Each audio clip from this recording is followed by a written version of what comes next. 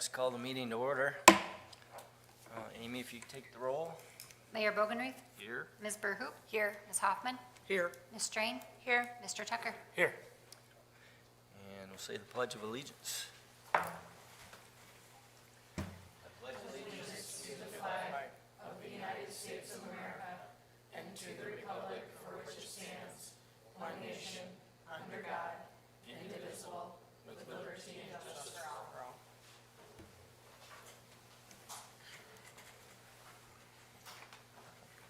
Okay, I'll look for a motion to approve the agenda. So moved. Second. All in favor, say aye. Aye. Opposed, same sign. And then we'll look for a motion to approve the minutes from May 4th. So moved. I'll second.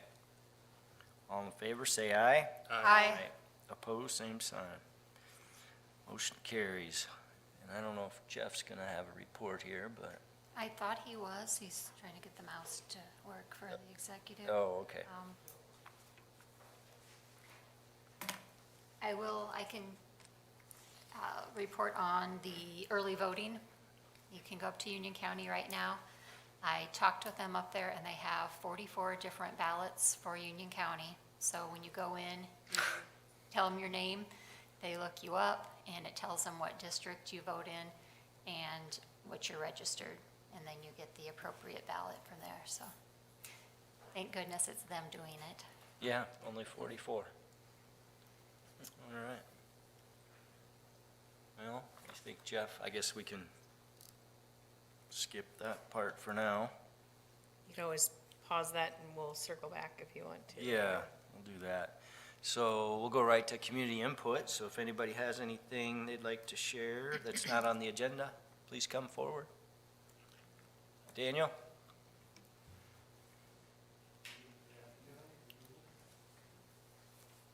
I was told to speak loud. Lee? Can everybody, okay, I know. Yeah, there we go. There we go. I'm just going to get right to this, my statement on behalf. This is part one of my part one statement. Others might follow. And my time starts now. On behalf of my family, concerned citizens of Union County, truck drivers, student drivers, parents, commercial drivers, and many others who use the 484th Avenue BNSF Highway Rail Crossing and roadway intersection of Highway 105 and 484th Avenue, we have some questions. And we know, question number one, who set up and decided that detour route and how many meetings were held prior to the decision? Who wants to take the credit for issues related with this decision? What training did the school bus drivers and school student drivers receive before the detour was put in place? Did you know in the past few weeks I personally escorted semi-truck drivers over the crossing and through the detour route? Who was involved in determining adequate protection to the traveling public, students, school bus drivers, semi-truck, hazmat, and commercial drivers, emergency vehicles, railroad employees, and our families and friends? How can you sleep at night with a clear conscience knowing our children, friends, and traveling public and railroad employees who travel over this intersection may not be safe? And if one of them were injured in an accident at this intersection? Do you know the distance between the Highway 105 roadway and the railroad track? Do you know the length of a school bus that travels over this crossing? At our request, are you willing to put an emergency safety order in place on the crossing immediately with a full-time flagman controlling the train and roadway traffic between 6 a.m. and 6 p.m. Monday through Friday, starting now and until 7 days after school is dismissed for the remainder of the year? The cost of the flagman will be paid by the South Dakota DOT contractors working in the area, City of North Sioux City, and whoever requested and approved the detour. For the interim, until a flagman can be placed at the crossing, we think you will agree that a police officer and railroad employee should be placed at the roadway and railroad intersection. Would you consider making the following safety improvements by extending the double yellow center line on Highway 105 from Othniel Avenue to 1,000 feet beyond the 484th and Highway 105 intersection? Also installing turning lanes along Highway 105 northbound and southbound lanes at 484th Avenue. We also agree to install stop signs on the crossbuck post to replace the yield sign instead of stop ahead and stop ahead signs before approaching the bridge west of the railroad track. Did you ever consider contracting myself or my co-presenter to do a presentation on highway rail crossing safety with Operation Lifesaver and educate our students, emergency responders, school bus drivers, student drivers, truck commercial and hazmat drivers, and school children on railroad crossing safety? And the last one is, when will you stop gambling with the lives of the people who live here? Come here to visit and travel through southeast South Dakota. Sincerely, Daniel Zaraff and concerned citizens. Could you leave a copy of that with? Yes. You read it pretty fast, so I'll have to go through it again.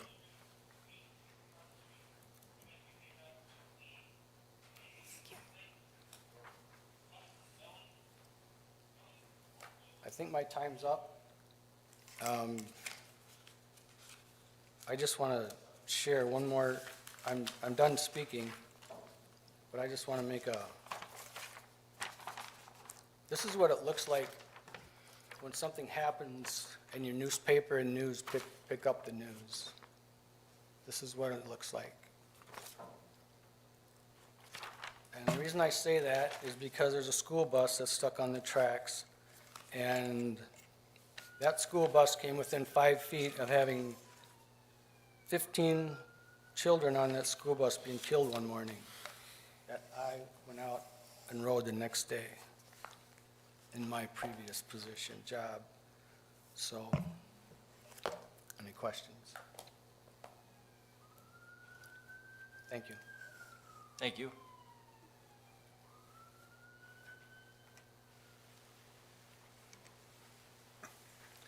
Anyone else? All right, Jeff, we can go back to Oh, sure. Thank you. department head report if you have anything to add. Sure, I just kind of wanted to bring up a few things here. With last night's tornadoes, I think our communication system worked pretty good between the fire department, the city, the police department, Public Works. That whole process kind of started on Saturday with a notice from the EOC in Union County that came down to the locals, and then the fire department and the police department kind of activated on Saturday to start the process. The fire department was in the lead. Going into Sunday, when the heavy weather started hitting,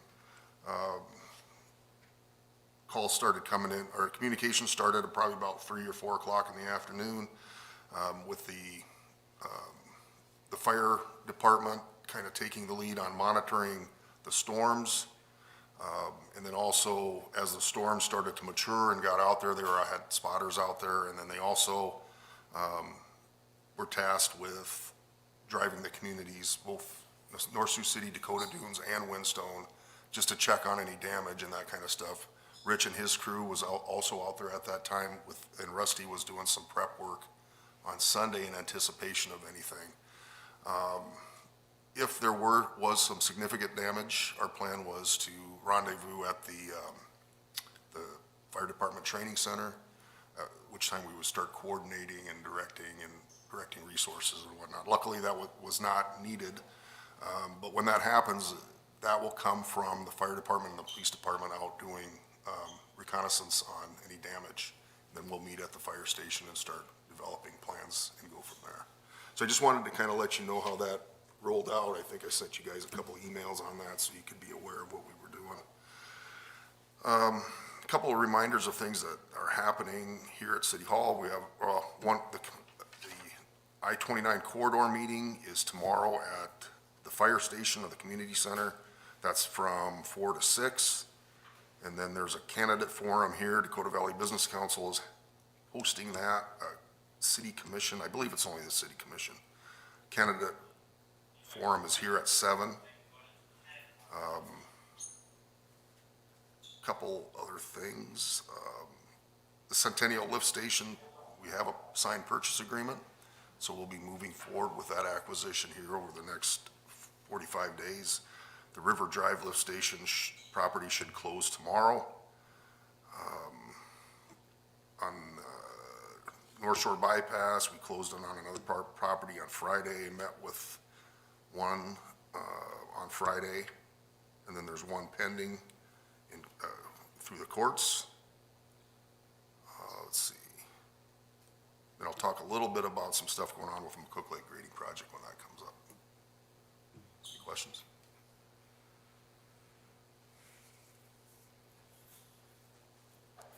Well, I guess one other thing I'd like to mention. Leanne is with us today. She is our library director. Want to come up? She is retiring on next Friday. Hard act to follow. We just want to thank her for her 10 years of service, right? Yes. Yes. Anything you want to say?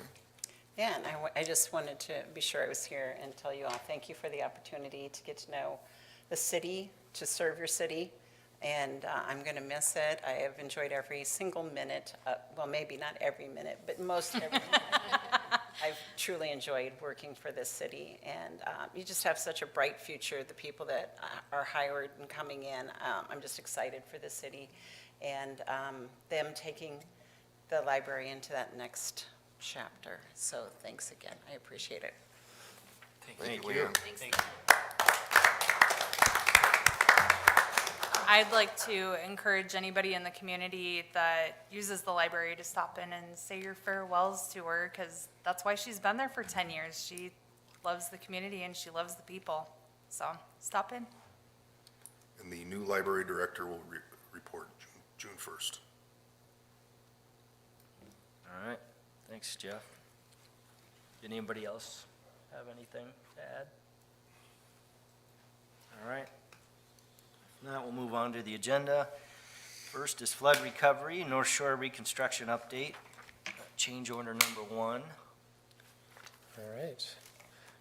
So presenting change order number 1 for the North Shore Drive reconstruction. This change order includes a redundant temporary water connection between Clay Rural Water and the city's water system. It's the same connection that we made following the flood event in 2024, just kind of a secondary emergency backup in case something were to happen with either the main on North Shore or the temporary main that our contractor was already going to install on North Shore, just to ensure there's no issues. And then the second item on that was some additional traffic control signage that was requested at one of these meetings on exit 4. So the total value of that came out to $8,910. Okay, we're looking for a motion for that. Yep. Motion or any questions you guys have? I'll make a motion to approve change order number 1. Second. Any other discussion? All in favor, say aye. Aye. Opposed, same sign. Okay, motion carries. All right. Next item is the pay application, number 1 for the North Shore Drive reconstruction. This would be to Reedy Construction, Inc. in the amount of $218,490.14. This reflects part of the mobilization, bulk of the grading and removal work for the project so far, and some storm sewer installation primarily. I'll make the motion to approve pay application number 1 for the North Shore Drive reconstruction. Second.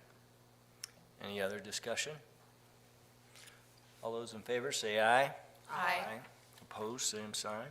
Ross, could you give us just a little update on the project itself before you go? Yeah. Next item. So project is, I'd say, fairly on schedule. I'd say if anything, we're maybe a couple days behind, but I think the paving contractor will make up that time when we get into that phase of construction. Right now, the grading contractor has done most of the grading work within kind of the area that we have construction signage limited to at this point. The utility contractor has most of the large diameter storm sewer installed. They're starting to work on some of the smaller diameter connections and laterals for the inlets. And then this week was the week that they're planning to install this concrete block mats. So far, this week, we have not gotten any installed, mostly due to the rain that we had over the weekend. But I've been told that it 8 a.m. tomorrow, the first truck will arrive and they will begin placing those. And they did have to do quite a bit of prep work with geogrid, a layer of geofabric, a layer of geogrid that went down, and then a rock layer for drainage. So all that prep work is done, so it's just a matter of placing the mats at this point. So hopefully that'll go as quickly as we can this week and fill the lake up as soon as we're done with that. We did have, after last night's rain, we did find a need to put some more gravel on the temporary road. It's in pretty rough shape right now, but that will get better as the stormwater pipe gets put in and we can start putting on some sub-base. Then it'll be a lot better. It's just gonna be here in the next 3 weeks or so, 3 or 4 weeks. We're just gonna have to keep putting gravel on it and maintaining it. Yeah, so everything was pretty saturated as of this morning. Contractors doing their best to kind of dry it out today and put some additional gravel down, rebuilt all the driveway approaches with fresh gravel, so hopefully it'll stand up to whatever we get tonight, and then as it dries out, we can compact it a little bit more and make it a little bit better shape. Any questions on the project or progress?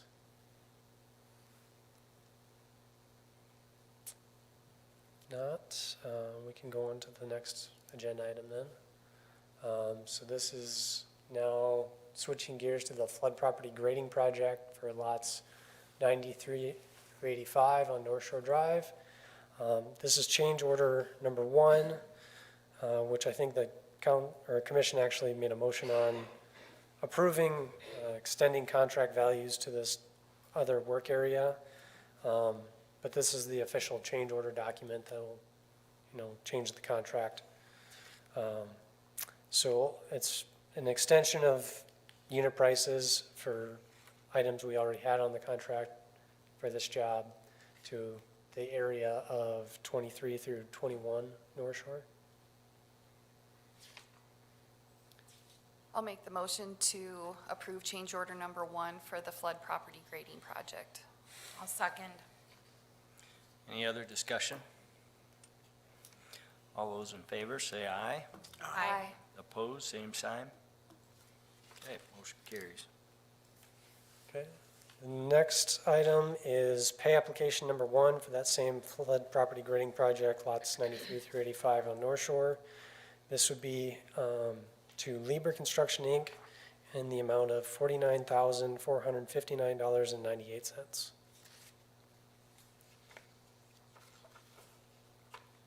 I make a motion to approve pay request number 1 to Lieber Construction. I'll second it. Any other discussion? All those in favor, say aye. Aye. Opposed, same sign. Motion carries. I'll give just a brief update on that project as well. Really not a lot of progress in the last couple weeks. Riprap has been installed for that first phase. Most of the grading work is done, all the removals are done, with the exception of the work immediately adjacent to the garages that still need to be relocated. I think one of them has been moved, but they're kind of waiting till everything's off-site so they can just mobilize in one more time and get everything taken care of. And then now with this change order being processed, I think we anticipate them moving over to the next grading area and probably starting on that fairly soon. Okay. Next item, the bid award for the phase 2 of the grading project. Yes, so we opened bids last Wednesday. We had 6 pretty competitive bids again this time around. The low bidder was Lieber Construction, who has the contract for the first grading project in the amount of $388,729.88. We prepared a letter recommending award to Lieber Construction. And we have a notice to proceed prepared, ready to sign by the mayor, if you guys choose to award to them. I'll make the motion to award McCook Lake Grading Project Phase 2 to Lieber Construction. Second. Any other discussion? All those in favor, say aye. Aye. Opposed, same sign. Just an update on that too. The house that's on that location has been donated to the Habitat for Humanity. Our North Sioux City's Housing Redevelopment Commission is partnering with them on that project. The house will be moved off of its current foundation ahead of this grading project that you just awarded, and it'll be moved to the back of that lot 44. What we're trying to do is get a permanent location on Penrose, on the west side of Penrose, way on the north end. On the west side, the city has some ground there that we can place that and provide utilities for it, and we're working right now with the Habitat for Humanity on an MOU to kind of outline that, where we provide the site, they provide the moving and the construction and all that stuff, and hopefully by the end of it, we'll have a nice house at the end of Penrose. Nice.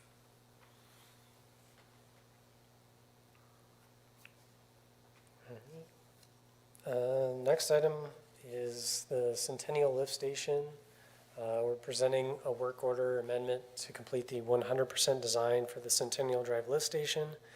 The amendment includes preparation of final construction documents for bid, construction administration services, and construction staking. And then this also includes some additional work associated with the facility planning for grant applications.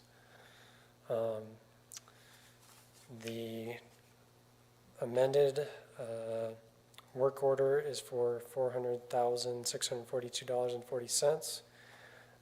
And that includes the discount for if we bid both projects at the same time, both the River Drive and Centennial Drive. Yeah, if you recall, we approved a work order some time ago for the 30% design with the thought that we might use some of the CDBG-DR money for the rest of the design. As it turns out, we just want to be able to use the CDBG-DR just for construction and have local money pay for this portion of it. The River Drive project, which is part of the combined bidding discount, is 90%.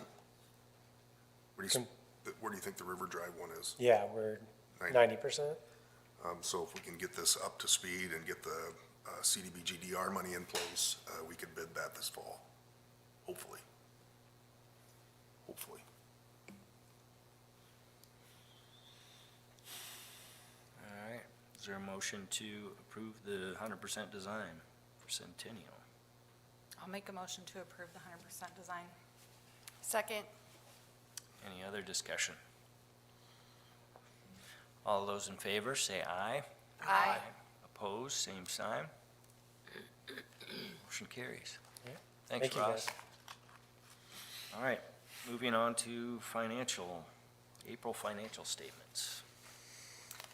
Okay, not much change in our cash from March to April. We really didn't have a whole lot of construction expenditures, $212,000 for the North Shore bypass. We did get in $225,000 on a LIP grant for flood recovery. So our financial activity for the month was down $13,000, so pretty flat. A couple things we're working on this month already is combining some of our cash accounts. Lynn came in and talked to me about moving some stuff around, and we've decided to get rid of the ST Fit stuff, bring all of our money in to our two local banks, Liberty National and People's. So we're going to be, we're in the process right now of setting up some CDs and a new money market account for some better interest rates there. Looking forward to this month and the next few, we're going to have more construction expense on the North Shore reconstruction. And as we do that, we'll be able to submit to Federal Highway for progress payments kind of as we go.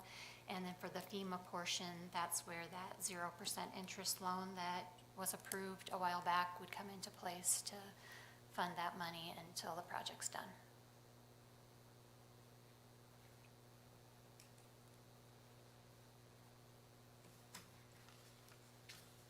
I make a motion for approval of the financial information. I'll second. Any other discussion? All in favor, say aye. Aye. Opposed, same sign. Motion carries. And next is approval of the bills. I'll make a motion to approve the bills. Second.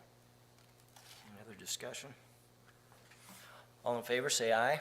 Aye. Opposed, same sign. All right. We need to make a motion to go into executive session for, under SDCL 1-25-1 to discuss land acquisition. Is that right? Contract, yeah, contract matters. Okay. It'll Right, take, so we need a motion for that. it'll take about 15 minutes, and the second one will take about 20, just for the audience. I'll make a motion to go into executive session. I'll second. All in favor, say aye. Aye. Opposed, same sign. Okay, move into executive session.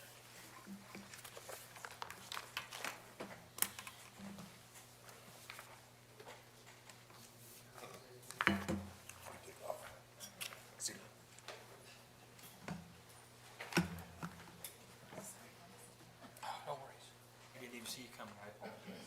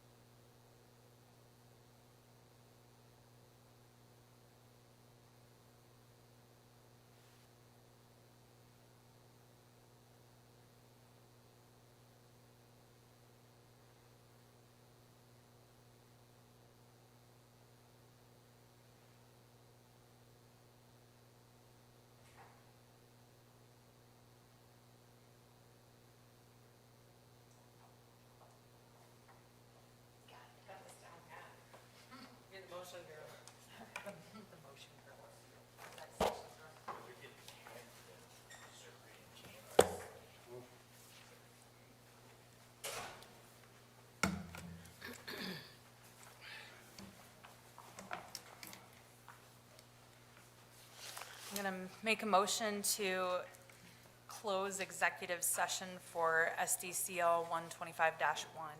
I'll second. All in favor, say aye. Aye. Opposed, same sign. Okay, and then we'll look for a motion to go into a second executive session for SDCL 1-25-2. So moved. Second. And this has to do with personnel. All right. Okay. Oh, we didn't do did we do the motion? Did somebody make the motion? Yeah, We already did it? we did it. You're good. It was that easy.